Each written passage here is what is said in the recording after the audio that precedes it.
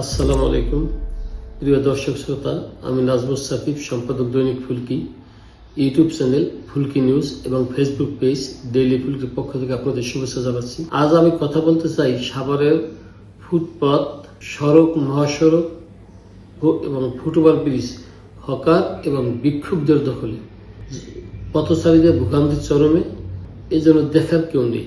সাভার ঢাকা রিচা মহাসড়কের বিভিন্ন বাস স্ট্যান্ডে ফুটপাত এবং মহাসড়ক দখল করে অবৈধভাবে ব্যবসা চালিয়ে যাচ্ছে হকাররা, এবং এর মাঝে মাঝে বিক্ষুব্ধ দেখা যাচ্ছে করুণ রোদনে ভিক্ষা চাইতে। ফুটওভার ব্রিজগুলি সমান তালে বিক্ষোভ এবং হকারদের দখলে, কোথাও পা ফেলার জায়গা নেই, 1 ইঞ্চি জায়গাও পাওয়া যাচ্ছে না কোথাও, এরকম মনে হচ্ছে। মানুষ জীবনের ঝুঁকি নিয়ে মহাসড়ক দিয়েই চলাচল করছে, কখনো তাদের গায়ের জামা ছিঁড়ে যাচ্ছে, প্যান্ট ছিঁড়ে যাচ্ছে বা কাপড় ছিঁড়ে যাচ্ছে রিক্সায় লেগুনার আসরে। এই অবস্থা কতদিন চলবে?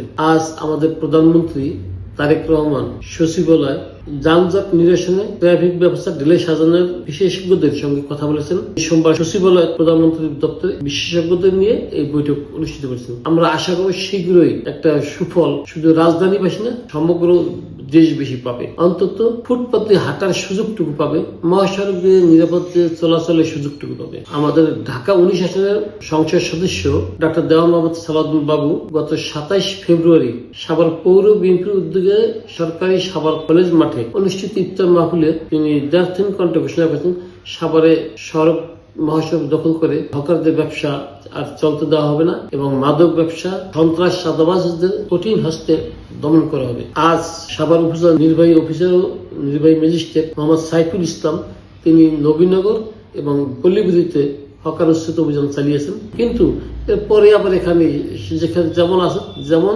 তেমনই রয়ে গেছে এবং রয়ে যাবে, অতীতভাবে দেখা গেছে।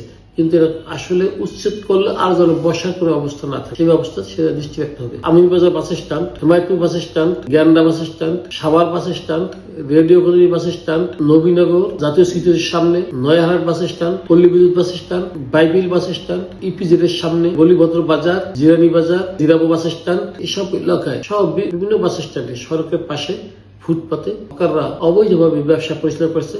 এতে মানুষের সীমাহীন দুর্ভোগ পোহাতে হচ্ছে এবং ফুটপাত গুলো, সাভার ফুটওভার ব্রিজ গুলো হকার এবং বিক্ষুব্ধদের দখলে সমানভাবে চলছে।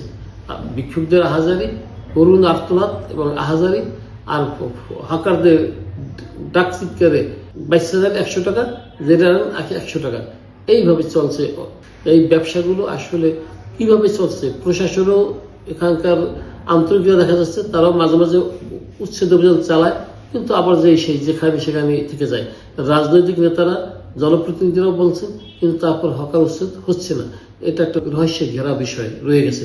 মানুষ এখানে সন্দেহ করতেছে, তারা যদি উচ্ছেদ হয় তারপর আবার যদি সেখানে পুনর্বাসন হকাররা, তাহলে মানুষ একটা ভুল ধারণা পায়, জনগণ একটা ভুল ধারণা পায়, তারা নির্বিঘ্নে চলতে চায়, নির্বিঘ্নে হাঁটতে চায়, বুক উঁচু করে চোখ বুঝে হাঁটতে চায়, যাতে তাদের চলার পথে গতি থমকে না দাঁড়ায়। এটাই মানুষের চাওয়া, মানুষের পাওয়া। সেটা আশা রাখি প্রশাসন সেদিকে দেখবেন।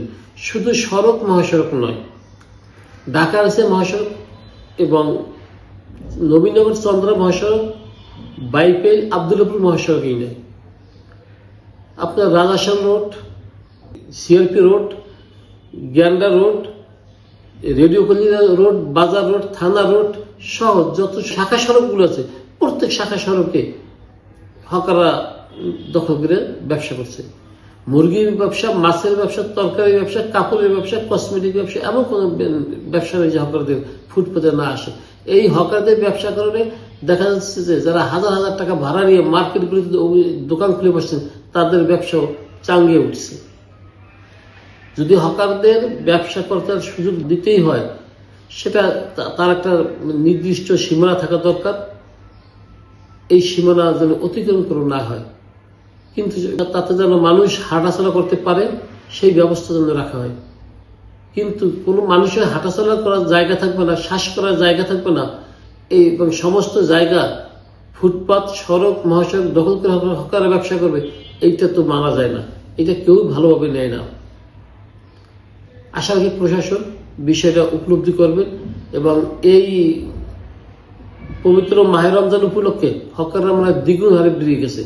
অনেক আগে ভিক্ষুক সীমিত অল্প সংখ্যক দেখলো বাস স্ট্যান্ডগুলিতে, ফুটওভার ব্রিজগুলিতে চোখ মিললে সামনে দেখা যায় ভিক্ষুকের হাত পেতে দাঁড়িয়ে আছেন। এত ভিক্ষুক কোথা থেকে আসলো তাও বোঝা যাচ্ছে না। মনে হয় যে একটা মৌসুমী ভিক্ষুকরা সব সাভারে এসে জড়ো হয়েছে। আশা রাখি বিষয়টি প্রশাসন দেখে জনগণকে সুন্দরভাবে চলাফেরা করার সুযোগ দিবেন। ধন্যবাদ সবাইকে। আসসালামু আলাইকুম রহমতুল্লাহি ওয়া বারাকাতুহু।